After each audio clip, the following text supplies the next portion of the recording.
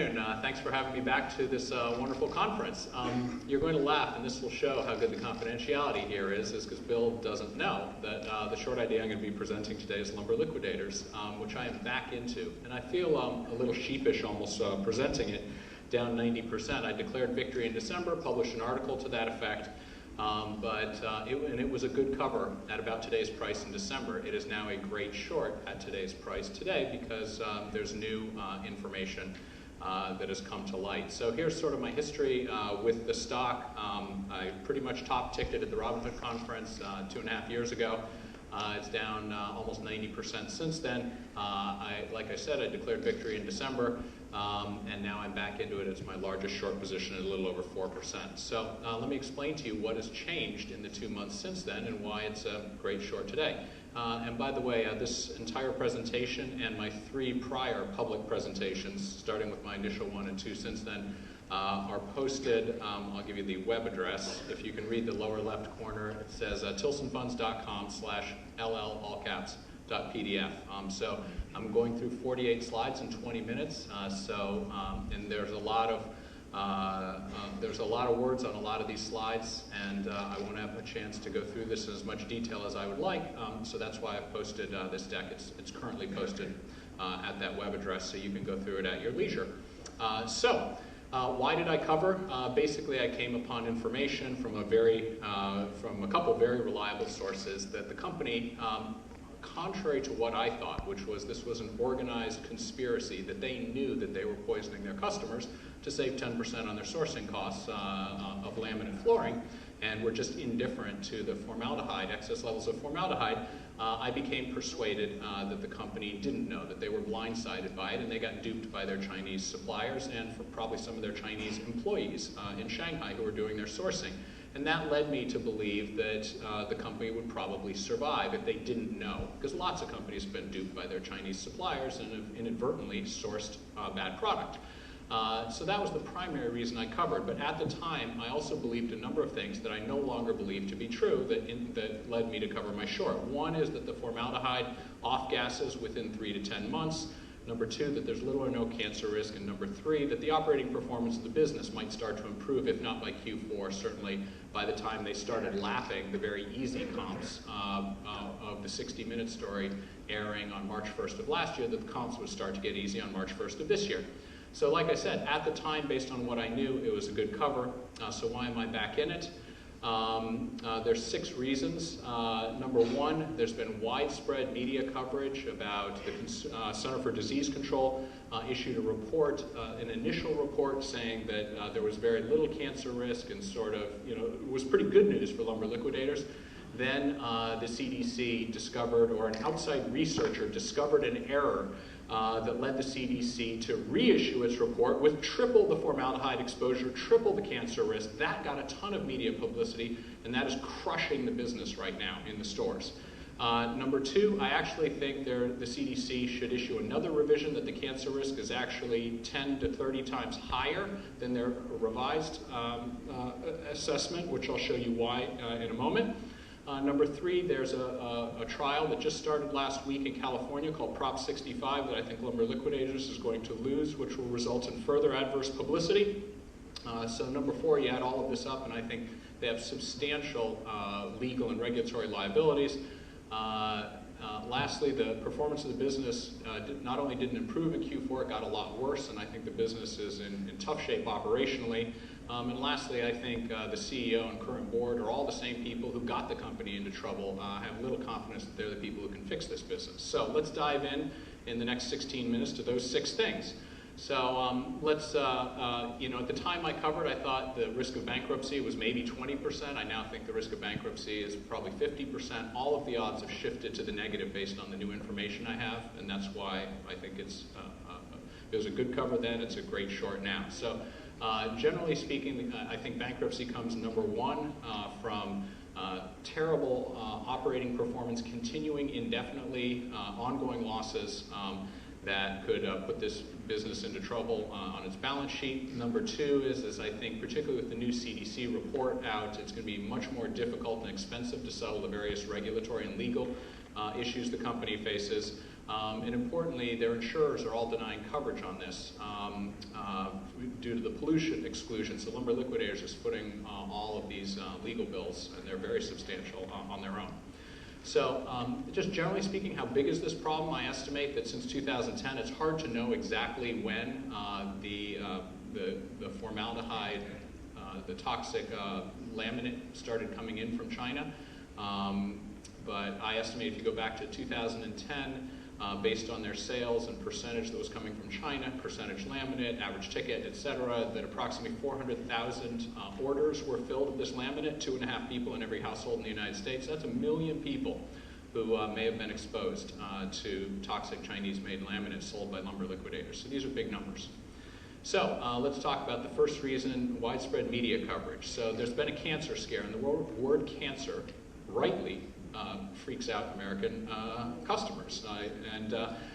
So there was a lot of coverage about this just within the past couple of weeks. So the CDC's initial report, by the way, the Consumer Product Safety Commission conducted tests and then handed the results to the Centers for Disease Control, the CDC, to actually analyze the results.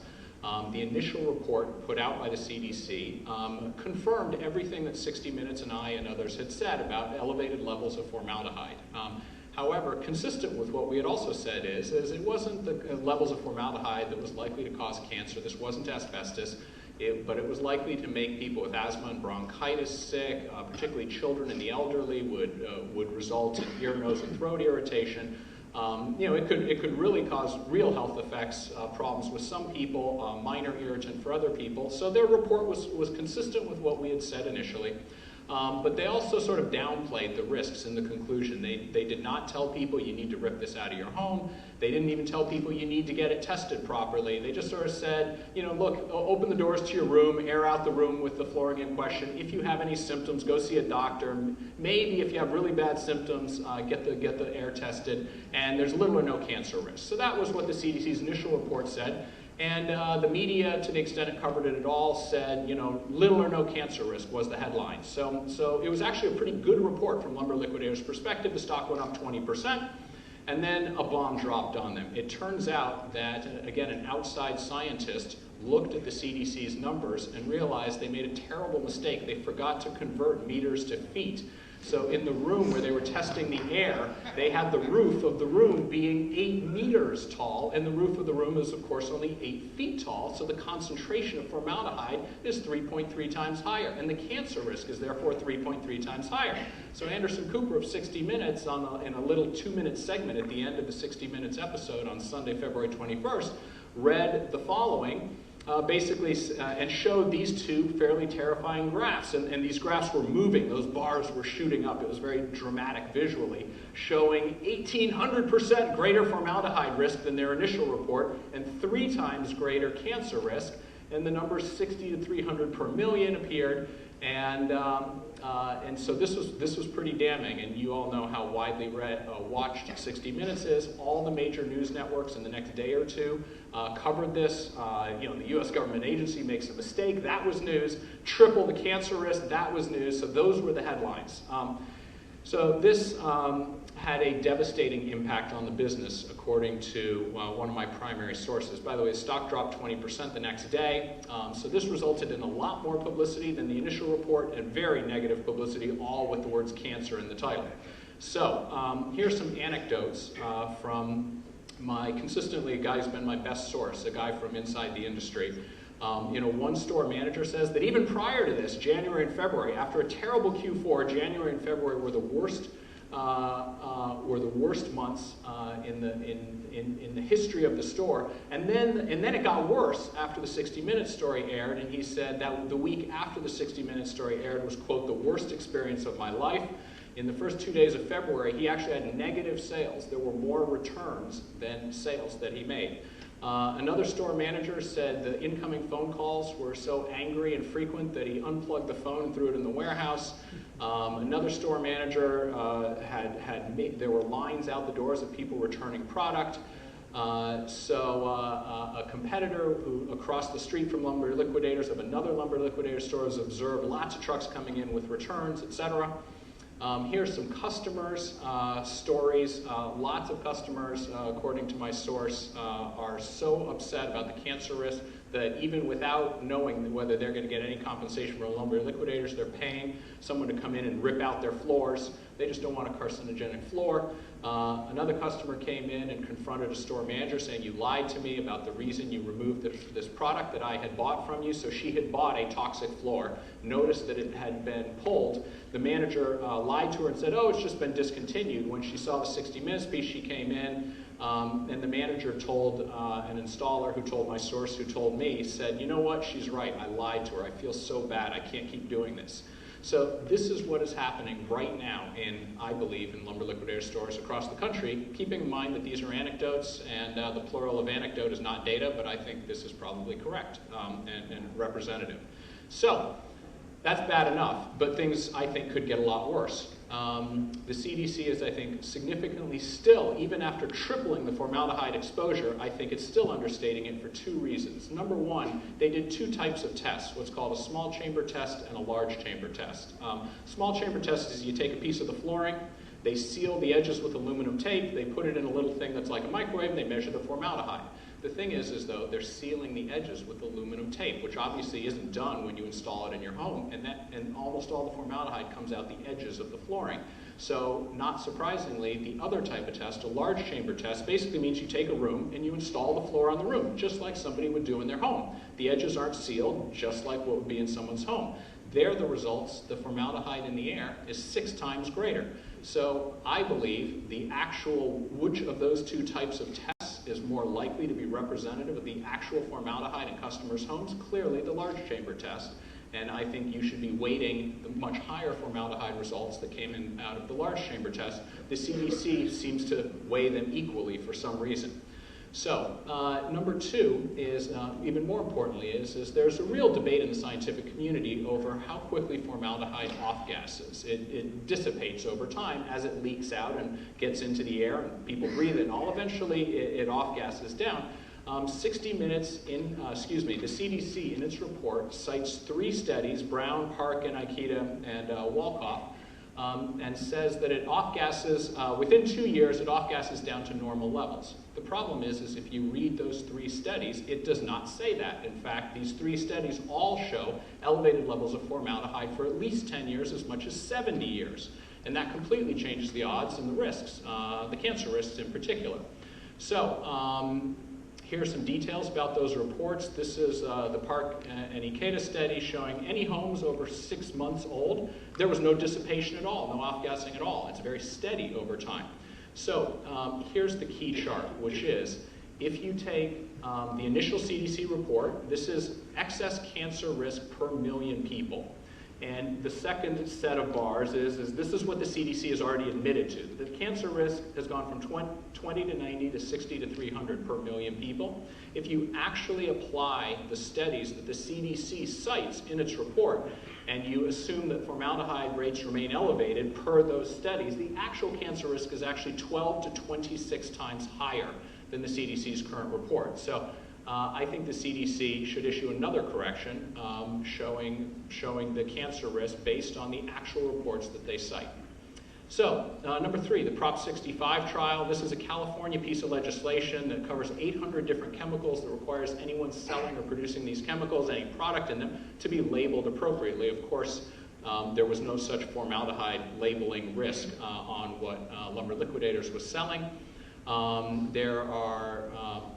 So the lawsuit just began last week, and I've actually posted, there are links here in my presentation if you want to read the 2 competing briefs. I posted them on the internet, and it's pretty interesting reading if you want to dive into the weeds here. I think, and a lawyer who's been following the case very closely thinks that Lumber Liquidators is going to lose. This will be in 2 phases, the liability phase and the damages phase. I think Lumber Liquidators, the first phase is only going to last 3 weeks. Judge's ruling will be shortly thereafter, I think.